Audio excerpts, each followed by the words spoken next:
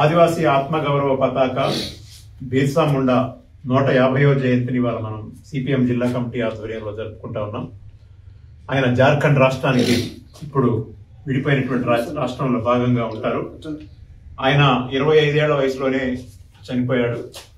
Machinery స్కూల్లో విద్యాభ్యాసం చేశాడు.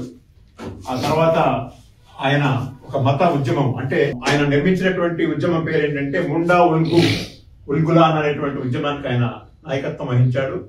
కేవలం 25 ఏళ్ల వయసులోనే ఆయన ఆ ఉద్యమాన్ని నిర్వహించిన తర్వాత ఇప్పుడు జార్ఖండ్ రాష్ట్రం రాంచీలో ఆ జైలు ఉంది. ఆ జైల్లో ఆయన విష ప్రయోగం చేత బ్రిటిష్ వాళ్ళ జైల్లో చంపబడ్డాడు. ఆయన భూస్వాములకు వ్యతిరేకంగా ఉద్యమం చేశాడు, ఆంగ్లేయులకు వ్యతిరేకంగా ఉద్యమం చేశాడు, పోలీసులకు వ్యతిరేకంగా చేశాడు. కానీ ఆర్ఎస్ఎస్ మతోన్మాదులు ఈ మధ్య కాలంలో బిర్సా ముండా అంటే ఆయన హిందువులకు సంబంధించినటువంటి వాడు, క్రైస్తవ మతానికి వ్యతిరేకంగా, మత మార్పిడులకు వ్యతిరేకంగా ఉద్యమం చేశాడని చెప్పి ఒక కొత్త సిలబస్ ను క్రియేట్ చేసి అందరు అమరవీరుల్ని అవమానిస్తున్నటువంటి పద్ధతిలోనే బిర్సా ముండా గారిని కూడా అవమానిస్తూ ఆయన ఒక మత నాయకుడిగా చేయడం కోసం ప్రయత్నం చేస్తున్నారు.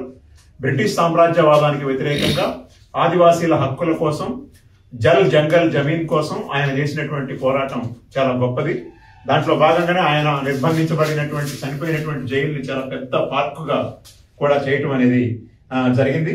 కాబట్టి ఈ రోజు ఆదివాసీల యొక్క హక్కులు ఈ కాలు రాస్తున్నటువంటి ఈ ప్రభుత్వాలకు వ్యతిరేకంగా అటవీ హక్కుల చట్టాన్ని కాపాడుకోవడం కోసం, అదేవిధంగా వాళ్ళని అడవి నుంచి, భూమి నుంచి తరివేస్తున్నటువంటి ఈ యొక్క కార్పొరేట్ శక్తుల యొక్క, మతోన్మాద శక్తుల యొక్క జులుంకి వ్యతిరేకంగా పోరాటం చేయడం ద్వారా మనం బిర్సా ముండా యొక్క ఆశయాల్ని ములుగు జిల్లాలో కూడా మనం తీసుకుపోవాల్సిన అవసరం ఉంది. ములుగు జిల్లా కూడా ఏజెన్సీ ప్రాంతం ఉన్నది, ఇది కూడా ఆదివాసీల జిల్లాగా ఉంది.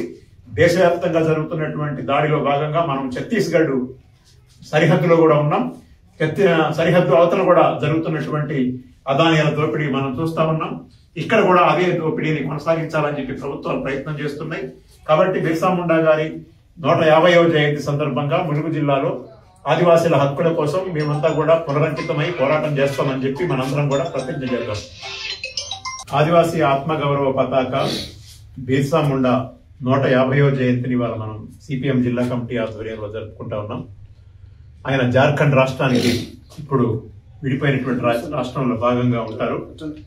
ఆయన 25 ఏళ్ల వయసులోనే చనిపోయాడు. మిషనరీ స్కూల్లో విద్యాభ్యాసం చేశాడు.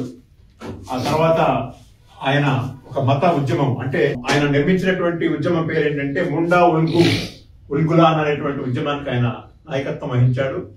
కేవలం 25 ఏళ్ల వయసులోనే ఆయన ఆ ఉద్యమాన్ని నిర్వహించిన తర్వాత ఇప్పుడు జార్ఖండ్ రాష్ట్రం రాంచీలో ఆ జైలు ఉంది.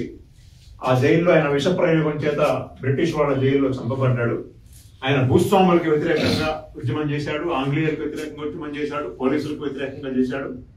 కానీ ఆర్ఎస్ఎస్ మతోన్మాదులు ఈ మధ్య కాలంలో బిర్సా ముండా అంటే ఆయన హిందువులకు సంబంధించినటువంటి వాడు, క్రైస్తవ మతానికి వ్యతిరేకంగా, మత మార్పిడులకు వ్యతిరేకంగా ఉద్యమం చేశాడని చెప్పి ఒక కొత్త సిలబస్ ను క్రియేట్ చేసి అందరు అమరవీరుల్ని అవమానిస్తున్నటువంటి పద్ధతిలోనే బిర్సా ముండా గారిని కూడా అవమానిస్తూ ఆయన ఒక మత నాయకుడిగా చేయడం కోసం ప్రయత్నం చేస్తున్నారు.